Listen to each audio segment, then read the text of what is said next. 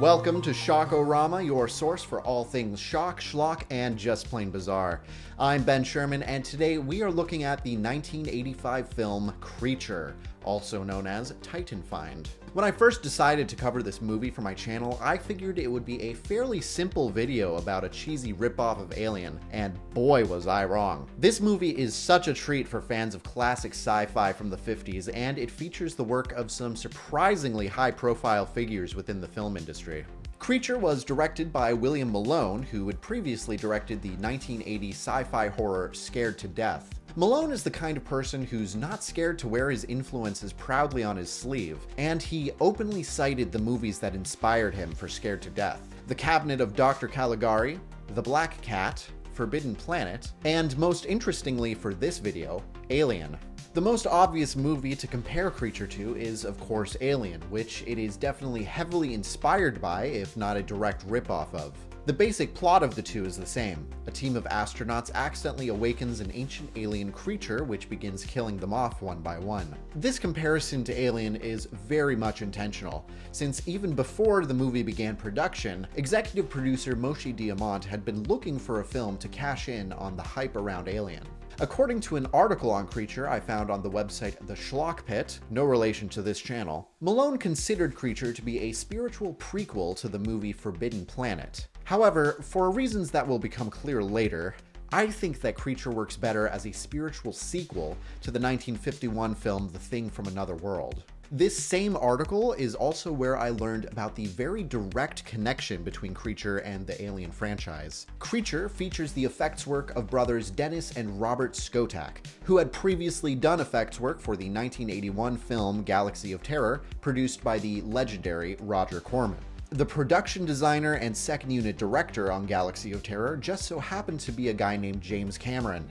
And when James Cameron was hired to direct the sequel to Alien, 1986's Aliens, he remembered the Skotak brothers and brought them on to create the special effects for Aliens, and then again in 1991 to create special effects for another famous sequel, 1991's Terminator 2 Judgment Day. The Skotak brothers won Academy Awards for their work on both movies. While Creature definitely isn't on the same level as Aliens or Terminator 2, you can tell that the effects crew was quite talented. William Malone said that he'd hired the Skotak brothers specifically because of their experience working with Roger Corman, since that showed him that they knew how to squeeze the best looking special effects out of a tiny budget. Though compared to some of the other movies I've covered, Creature had a decently large budget of roughly $750,000.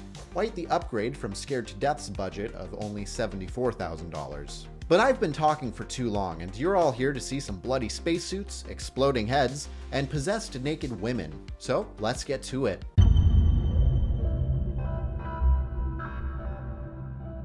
The movie starts with a block of text on the screen and a voiceover establishing the world of this film. Essentially, there are two rival megacorporations competing to find new materials and manufacturing techniques, whatever that means. The two corporations are Richter Dynamics, based in Germany, and NTI, based in the US. A planet rises into the shot, and we get some more text, telling us that this is Titan, Saturn's largest moon. It is apparently April 5th of an unspecified year, and we are following a geological research team from NTI. Two astronauts are walking around in some sort of ancient ruins on the moon. Apparently, these ruins are more than 200,000 years old, to be more exact. The spacesuits the astronauts are using look very similar to the spacesuits from 2001: A Space Odyssey, which I doubt was an accident. William Malone is a huge classic sci-fi nerd, so much so that he apparently owns the original Robbie the Robot prop from Forbidden Planet. I'd be lying if I said I wasn't jealous. After making some weirdly nonchalant remarks about the age of these technologically advanced alien ruins, the astronauts realize that the room they're standing in is full of large containment pods, most of which have long since been destroyed and cracked open, so they're able to get a good look at the skeletal remains of the alien specimens that had once been contained within. They discover that one of the pods appears to still be intact. The alien is still inside and perfectly preserved. They decide to carefully take this pod out of its shelf and take a closer look, and of course promptly drop it hard on the ground. Good work, gentlemen. One of them decides to take a flashlight and shine it directly in the creature's face, revealing a very toothy mouth. It appears to move as he looks at it, freaking him out, but the other one calms him down, saying it was most likely just a trick of the light. One of them grabs a camera and ominously tells the other to come over here, which obviously freaks that guy out until the first one explains he needs him standing next to the pod to provide scale for the picture. The astronaut sits on the pod, but earlier when they'd gotten freaked out and dropped their flashlight on the pod, it had cracked it open, and now we see that there's some sort of black goo oozing out next to the astronaut. Neither of them seem to care though. They gotta do it for the gram, or whatever kids are saying these days. But they very quickly become just two more victims of the toxicity of social media when the sitting astronaut starts convulsing and then vomits blood into his helmet. It's a simple effect and not particularly gory, especially compared to some of the other deaths we'll see in this movie, but there's just something I love about seeing the blood spray against the inside of a helmet. Also, in a literal blink and you'll miss it moment, you can just barely see the outline of a monstrous creature standing above the other astronaut before the screen fades to black. And that right there was honestly a solid opening scene for a slasher movie. It established our setting, showed off a little bit of an origin for the killer monster, and then killed off two characters in a way that was memorable, but without spoiling all the special effects we have to look forward to. We finally get some opening credits and a title card over some more genuinely pretty planetary B-roll. And then we see a space station that, again, looks straight out of 2001: A Space Odyssey. More on-screen text tells us that this is the Concorde space station, owned by the American corporation NTI, and it is currently orbiting Earth's moon. It also tells us it is now the 23rd of June, but again, there is no year given, so we can only assume that this is the same year that those two astronauts we just saw were killed on Titan. In the control room for the Concorde, a crew member notices on their scanners that there seems to be a ship moving very fast in a collision course with the station. They quickly try contacting this rogue ship to get them to change course, but get no response. Finally, they manage to get a live video feed from inside the ship, and we see a very zombified looking astronaut piloting the ship, with a lot of sparks and smoke in the background. We get an absolutely fantastic holy shit before the ship crashes directly into the space station. The crash looks really bad, but later in the film we do get confirmation that the Concorde is still operational, so it seems like the crash wasn't as bad as it looked, or at least they were able to fix the station pretty quickly. We enter the main plot of the movie now with a very Star Wars-esque shot as a large ship slowly moves into frame from above the camera. Keep that Star Wars comparison in your back pocket, because that's not the only element that this movie borrows from that much more famous franchise. This ship is the Shenandoah, and its crew is currently getting briefed by a representative from the NTI Corporation about their mission. Perkins, the NTI rep, is telling them that they're going to Titan in order to lay claim to an alien archaeological site that was recently discovered just below the surface of the moon. And even though he isn't the commander of the ship, this is an NTI mission, so he's the big boss, and don't you forget it. Perkins also confirms for us that the rogue ship that crashed into the Concorde earlier was indeed being piloted by the only survivor of the previous mission, which awakens the alien monster earlier. So that's definitely the opposite of comforting. Before Perkins wraps up his big speech, one of the crew members brings up a good point. If they're only on a research mission, then why do they have a heavily armed security officer with them? Just in case. In case of what? I don't know, I've never been there. The security officer in question is named Melanie Bryce, and all you need to know about her is that she is this movie's knockoff Ellen Ripley. Bryce likes three things: guns, stealing prescription medications from the medbay, and not talking or making friends. The medications she's stealing are heavy sedatives, which certainly has Dr. Oliver suspicious of just what NTI really wants to do on this mission. The first time I watched this movie, I thought that this was a hint that NTI secretly knows about the alien creature and wants to try and capture it alive, similar to what Weyland-Yutani was trying to do in all the Alien sequels. We get to see how the crew have been entertaining themselves during this long, quiet part of the journey to Titan, like how Commander Davidson and his crewmate Beth Sladen are playing chess together, while Sladen reads the novelization of William Malone's previous film, Scared to Death. Elsewhere on the ship, John leads his girlfriend Susan to a mostly unused room with a circular window giving a beautiful view of Saturn. The sight of the planet makes Susan uneasy, and she shares a premonition with John that she won't be coming back from this mission. Then the two of them start getting down and dirty in what ranks as one of the coolest locations to make love. I mean, how many opportunities are you going to get to make love in a spaceship orbiting Saturn? Finally, the ship is close enough to Titan that they can begin scanning near their landing zone.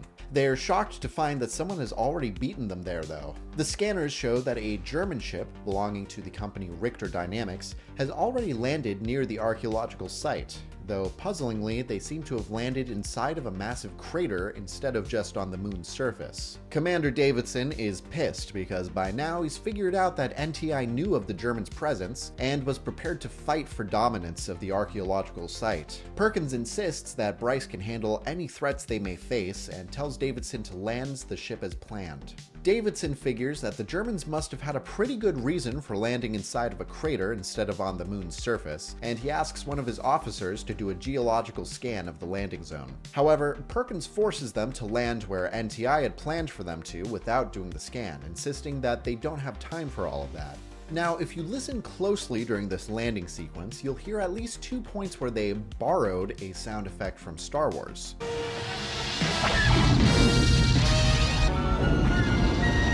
I believe it is a laser cannon sound effect, specifically from the trench run sequence on the Death Star in A New Hope. However, it's been a little while since I've watched that one, so I could be wrong. But either way, it is 100% a sound effect from Star Wars that I was very surprised to catch the first time I watched Creature. Also, a minor gripe I have with this scene is that while the music is very good, it's so loud it actually drowns out all of the dialogue. It's mostly just made-up spaceship jargon while the crew prepares the ship for landing, but still, some of us actually like to hear the goofy made-up jargon. The ship touches down, and almost immediately the ground gives way below them, causing the entire ship to crash down another couple hundred feet into a cave system just below the surface. Unfortunately, the ship sustains heavy damage during the fall, and several of the crewmates get injured.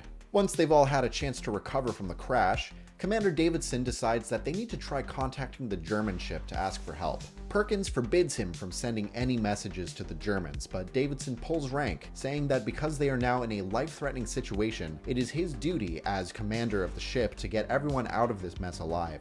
Yeah, fuck you, Perkins. Sladen tells the commander that the message has been sent, but because there's so much RF interference on the planet, she has no way of knowing if they actually received the message or not. Ah, yes, give me more of that sci-fi mumbo-jumbo. With the ship out of commission and no other options, Davidson decides that they should get some spacesuits on and walk over to the German ship. He's initially resistant to Perkins bringing Bryce and her guns along, but Bryce answers only to Perkins, so there's not much that Davidson can do about it. The crew ventures out into the vast network of caves just below the moon's surface. A quick scan shows that the temperature is 77 degrees below zero, which makes the presence of spiderwebs that much more concerning.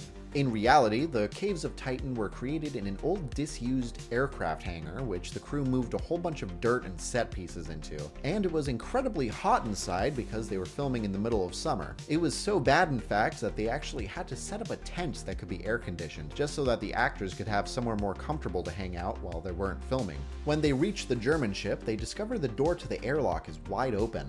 A smaller group consisting of Commander Davidson, John, Susan, and Bryce decides to enter first while the others wait outside. The airlock seems to still be working fine, but once they enter the main hallway of the ship, they discover all the lights are off and there's no one in sight. A quick scan tells them that the air is safe to breathe though, so they all take their helmets off. A detail I liked since it's pretty common even in more high-budget sci-fi films for scientist characters to just immediately take their helmets off in unknown environments without even checking if the air is safe to breathe first. They break into two groups to search the ship for any signs of life, and we follow Susan as she enters a room that contains a broken pod, much like the ones we'd seen at the very beginning of the film. There's a bunch of mysterious black goo spread out around it that Susan is way too comfortable sticking her face into. John comes in and looks at the broken pod with Susan for a bit and then leaves again to go tell the commander about what they'd found. After John leaves, Susan looks around the room a bit more, even popping something she finds on a table right in her mouth. Susan, that's gross. Don't eat that. You don't know where it's been. She starts looking around in some drawers and screams when she finds a dead body in one of them, then finds another dead body in some lockers that she backs into. I guess that answers the question of what happened to the German crew. Susan grabs her helmet and rushes out of the room, but not before we see the shadow of something monstrous lurking around in the room with her. She rushes out to the others who have just arrived outside in the hall and breathlessly starts telling them about the dead bodies and the monster, but she can save her breath since the monster follows her out into the hallway, and we get a Predator-style POV shot using infrared vision. Bryce fires a couple shots at the creature that seem to have no effect, so they all run back to the airlock. Just as they arrive and start closing the doors, Susan gets her helmet caught on something in the hallway and ends up getting locked inside the ship. The others can only watch helplessly from inside the airlock as the creature kills Susan with a spray of blood. John starts trying to pry the doors open, and Bryce has to give him a sedative shot to stop him. This is where we get her first line of the movie. It's all right. It's just a tranquilizer. Okay, a little underwhelming, but there's still plenty of movie left for her to be a badass. They meet up with the others outside, who are naturally concerned to see that John is unconscious and Susan has disappeared. On their way back to the ship, they stumble across the ancient alien ruins that they had originally come here to claim, so they decide they should at least take a look. Here it is reiterated that the ruins are over 200,000 years old, so you guys should really remember that. This movie really wants you to know that the alien is over 200,000 years old. It even says so on the poster. More interesting is the fact that some of the machinery in these ruins seems like it still works, as they discover when they accidentally turn some lights on. Man, these aliens really didn't believe in planned obsolescence, huh?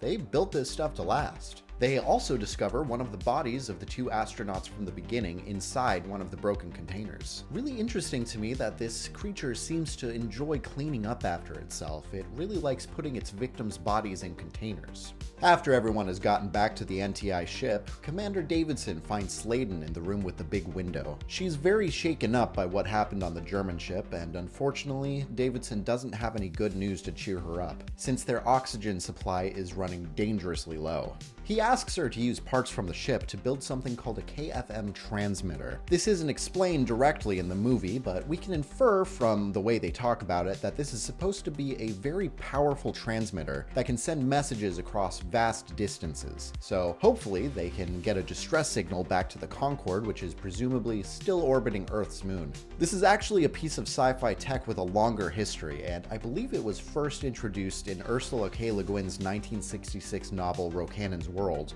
where it was referred to as an Ansible. This isn't really important to this movie, it's just something interesting I wanted to mention. Real quick trigger warning for this next scene, which does feature some sexual violence. If you'd like to skip past this scene, feel free to go to the timestamp that I'm showing on screen now. I'll give you a few seconds before we proceed. We cut to Bryce undressing in her room when all of a sudden a blonde German man comes up and grabs her from behind and begins groping her. He tells her that he can see she likes guns and asks what else she likes, which Bryce is kind enough to demonstrate for him. You haven't told me what else you like. Violence. This creep is Hans Rudy Hoffner, the last survivor of the Richter Dynamics expedition team. He was played by the real-life creep Klaus Kinski, an incredible actor but absolutely awful human being. He was a frequent collaborator with legendary German director Werner Herzog, who even made a documentary about their working relationship called My Best Fiend. From the stories I've heard about him, Kinski was a highly volatile person, and I can't talk too much about his personal life without risking completely derailing this video. I've found conflicting reports about Kinski's behavior on set while filming for Creature, with the article I cited earlier from the Schlock Pit reporting that he'd allegedly been abusive towards his fellow cast members. But in the interviews that I saw with the cast, they remembered him as a very strange person, but ultimately looked back fondly on their experiences working with him. There was one story, which I'm not sure that I fully believe, where Bryce's actress Diane Salinger remembers the producers had a lot of trouble tracking down Klaus Kinski to offer him the role. Apparently at the time, he was living a secluded life somewhere on a mountain in Big Sur, California, where he had no telephone and was sleeping on a bed made of straw. The producers were only able to contact him by sending a telegram. Again, I do not know if this story is true. I just thought it was so weird I had to share it. Bryce leads Hoffner at gunpoint to the bridge, where he tells the others that he'd managed to sneak onto the ship by climbing through a damaged section. And then he makes fun of them for trying to land on the surface instead of safely inside of a crater. Yeah, Perkins, you are kind of a dumbass for that one. But then everyone listens up when Hoffner tells them that he's seen the creature that killed Susan, and he claims to even know how to destroy it. Perkins is sulking in the corner because he got his feelings hurt for getting called out for the landing fiasco, so he doesn't want to hear anything that Hoffner has to say. But luckily, Commander Davidson understands that any information they can get about this creature could be vital to their survival. Hoffner delivers one of my favorite lines in the movie when he explains to them all just what the archaeological site is. Like a child's butterfly collection. Only that some of these butterflies are not so friendly. And then tells them how the Germans had made a terrible mistake when they brought the containment pod onto the ship, thinking the creature inside was in suspended animation until it woke up and slaughtered them all. During all of this, John is dozing by the big window when he starts hearing Susan's voice. Suddenly, Susan appears outside the window without her helmet on and begins beckoning John to join her outside. After he quickly puts a spacesuit on, Susan leads him further away from the ship, and now we can see that there's quite a bit of blood dripping down the side of her head. You know, between that and the fact that she's somehow able to breathe in a zero oxygen environment, I feel like there might be something kind of weird going on here. Susan finally stops, turns around, and strips completely naked in front of John, then starts trying to get down and dirty with him right there in the cave. Come on, guys, not in front of the space spiders. John seems pretty distracted until Susan reaches up and takes his helmet off. Then he gets freaked out pretty quickly, and also dies pretty quickly. We get a better look at the gooey alien growth on the side of Susan's head as she takes an alien bug thingy and places it on John's head. And yes, alien bug thingy is the scientific term I checked. Back on the bridge of the Shenandoah, Perkins is trying to argue that they don't need Hoffner's help because Bryce is more than capable of handling this creature on her own. Commander Davidson doesn't have time for this bureaucrat's nonsense though, since he points out that Bryce has already encountered the creature and they'd all seen her gun had no effect on it. Hoffner is in the corner laughing at the Americans the whole time, and he tells them that it's useless to try and fight the creature on its terms. He says what they really need to do is lure it off the ship and then they can use bombs to blow it up. What bombs, I hear you say? Why, the bombs the Germans brought on their ship, of course. You know, it's funny, it's almost like these two mega corporations are secretly paramilitary organizations. Everyone starts listening again though when Hoffner tells them how the creature used their own men against them on the German ship, and struggles to explain how it was able to mind control his former crewmates through some kind of collective intelligence. Yeah, that does sound pretty traumatic to have witnessed. But it doesn't get you off the hook for that shit you pulled in Bryce's room, Hans. Just then, Dr. Oliver runs onto the bridge to tell them all that John has disappeared, along with one of their spacesuits. Everyone starts panicking and scrambling to go out and find John, but Hoffner points out they have very little oxygen left, only enough to make one trip over to the German ship. Commander Davidson comes up with a plan to supplement their oxygen tank supply by having Bryce and Hoffner go out together to take the old oxygen tanks off of the dead bodies of the German and American astronauts that have really begun to pile up outside in the caves. While the two of them are out collecting oxygen tanks, the commander and Sladen are working together to try and get that KFM transmitter working, but with no success. All of a sudden, sensors start beeping, and Sladen says that someone's trying to contact them, but it isn't coming through properly because it's on a European frequency. She adjusts a few knobs and dials, and who else but John appears on the screen, sitting in a seat on the German ship. John apologizes for disappearing, saying that he had an idea and decided to go over to the German ship to see if he could get it working again.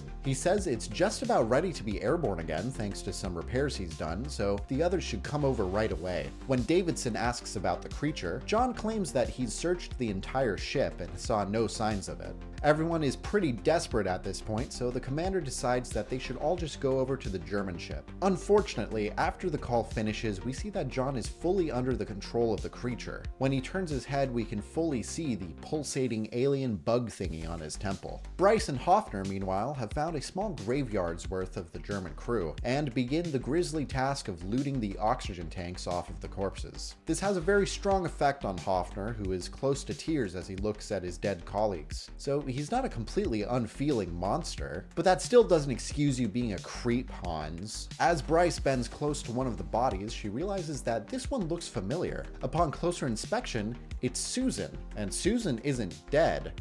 She's undead.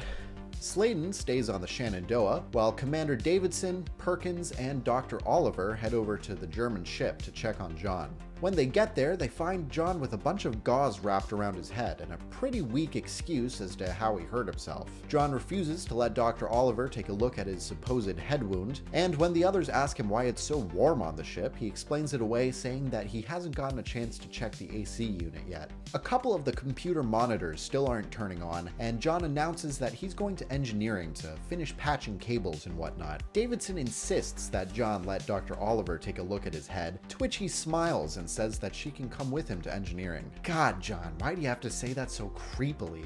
Davidson and Perkins have a little chat once they leave, the commander remarking how weird it is that John seems to have had such a sudden turnaround in mood, considering how depressed he was because of his girlfriend having been killed mere hours ago. Perkins is picking up what the commander's putting down, and he suggests that they should do their own search of the ship. While John and Dr. Oliver are walking, she admits to him that she's not a normal doctor. She's actually a biophysicist. John laughs and says he has a secret of his own, but then just leaves it at that. That's okay. I have a secret of my own. Oh yeah, what's that? Oh, here we are. You know, like a guy who's possessed by an alien monster would say. The lights in the engineering bay aren't turning on, so John leaves Dr. Oliver at the door while he goes inside to fix the lights. Oliver gets nervous waiting alone after a while and heads inside, calling for John but getting no reply. She does, however, find the creature's collection of upside-down hanging bodies, but she doesn't seem to appreciate them like the creature does, and she starts screaming. Ugh, so dramatic. John comes up behind her and they start grappling, during which Oliver manages to rip off most of the skin from John's face in a nice gory effect. And then we get our first really good look at the titular creature. The design of the creature is very obviously based on the xenomorph from Alien, but the creature is much toothier, and where the xenomorph is slim and snake-like, the creature is more of a chonky boy. As I previously mentioned, the alien creature was created by the future Academy Award-winning effects duo of brothers Dennis and Robert Skotak, who only a year later would be working on the very alien that this creature is based on, in 1986's Aliens. They created this creature by making a fitted bodysuit for the actor that would be playing it, and then building the body of the alien around that bodysuit. I imagine this is part of the reason why it looks so chunky, especially in a couple wide shots later on that reveal its whole body. Davidson and Perkins both have the sudden realization that while they've both been sweating like crazy, John wasn't sweating at all. They both rush to engineering, but decide to split up when they realize they don't know where they're going. The commander arrives just in time to see the creature finish biting through Dr. Oliver's neck and drop her head on the floor. Hey, don't litter, you jerk. John, who is now literally mask off since losing his face, attacks the commander and pins him to the ground. Just before he can deliver a killing blow, Perkins arrives and shoots John in the face. I guess alien zombies like to eat explosives because John's head explodes. That was a seriously good exploding head effect. I'd rank it up there with Chopping Mall, maybe a little bit lower than Scanners. Back on the Shenandoah, Sladen is still tinkering to try and get that transmitter working, but it's not going well, especially when the ship has a sudden power surge. She starts getting a spacesuit on to go outside and fix it, but then realizes she left her tools on the bridge, so she goes back inside to grab them, not noticing when the airlock opens and closes behind her. While Sladen is collecting all her tools, we see someone enter the room behind her, and it's soon revealed to be a zombified Hoffner brandishing an alien bug thingy. Gross. Sladen has a short scuffle with him and then runs off the ship, not giving herself enough time to even finish putting her helmet on. I like the little detail that there's already some blood smeared on the inside of the helmet's visor. Really gives the scene a hopeless feeling, since even her gear is borrowed from people that are already dead. Back on the German ship, Davidson and Perkins are trying to contact Sladen over the radio, but they're not getting any answers, so they have no way of knowing if Sladen is receiving their message. Out of options, Davidson decides that they should go and try and find some emergency suits in the airlock to walk over to the Shenandoah. But when they get to the airlock, they discover that all of the helmets have already been smashed. When they head back to the bridge, Perkins notices Sladen outside with someone they can't identify following her. They rush to the airlock to let both of them in, I guess forgetting that the creature can mind control people, and of course the Hoffner zombie attacks them. Perkins manages to shoot him several times, but Hoffner isn't stopped until Davidson finally rips the parasite out of his head and squashes it. Gooey alien guts. Yummy. After they get Sladen back to the bridge and she's had a chance to recover, she updates them on everything that's happened to her. They all theorize about the alien bug thingies, thinking that they must replace the brain of the host body and have some kind of telepathic communication with the big alien creature. This is the collective intelligence that Hoffner had been trying to tell them about earlier. Ironic that his ultimate fate would be to get forcefully assimilated into that collective intelligence. None of them have seen Bryce recently, so they assume that she must have been killed. Now the question remains, how are they going to kill this creature? Sladen has a sudden brain blast and remembers the climax of a classic movie, where a team of scientists prepare a section of hallway with electrical wiring and are able to kill an alien monster in their electric trap. The movie she's remembering, though never named, is of course the 1951 movie The Thing from Another World. A fantastic movie in its own right, but which would later be adapted into one of my favorite movies of all time, 1982's The Thing.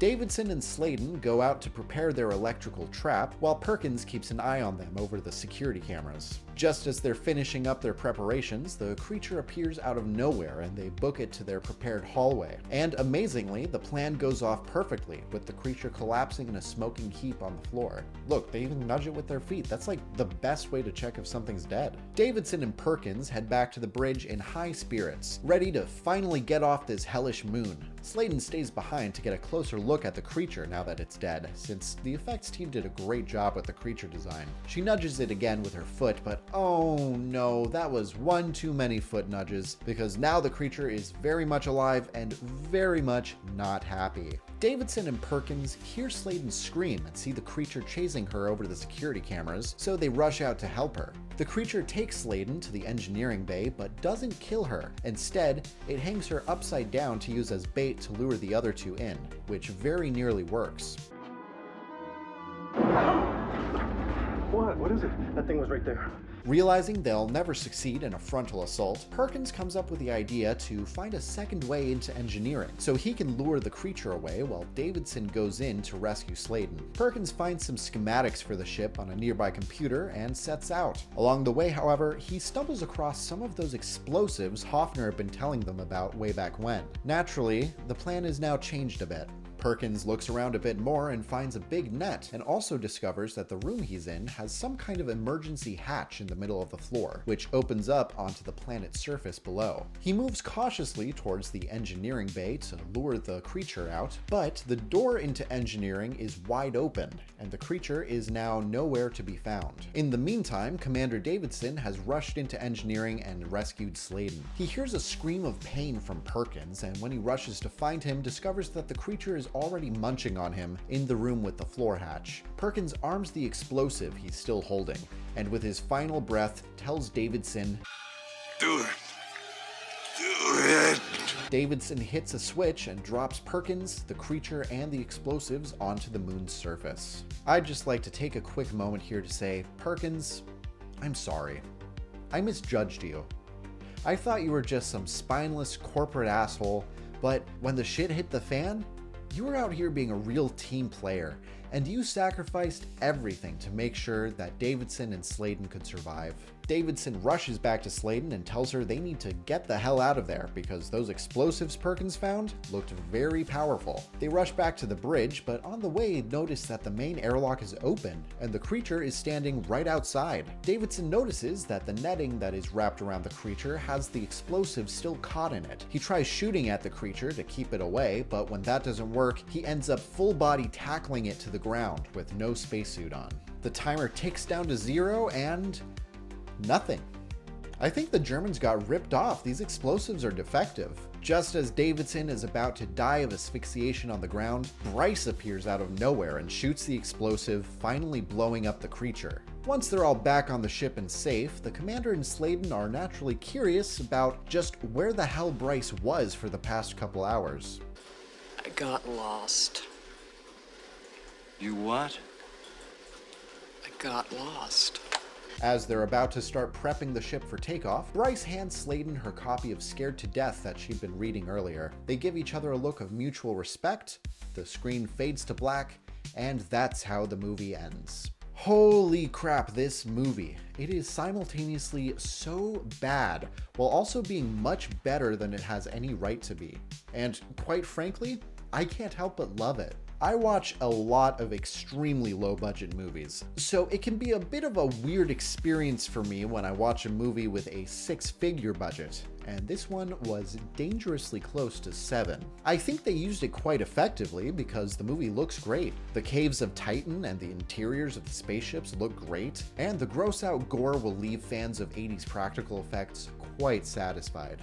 That being said, I do have some questions. Like, what the hell was up with Bryce just getting lost like that for most of the movie? I was wondering for a while if this was perhaps supposed to be an ambiguous ending, kind of like the ending to The Thing in 1982. Perhaps Bryce actually was infected by one of those alien parasites, and the others were about to unwittingly bring this creature back to Earth. But then thinking about it more, I'm not sure that this actually was the intention, since every other time that one of the characters got infected with the alien parasite, it was fairly obvious, since the bugs are pretty large. So they had to do some weird things to keep it hidden, like how John had to keep his head in one position over the video call, and then how he had to wrap his head in gauze once the others arrived. There was also something noticeably off in the way that John acted around the others while he was infected, and none of these things were present in Bryce's behavior.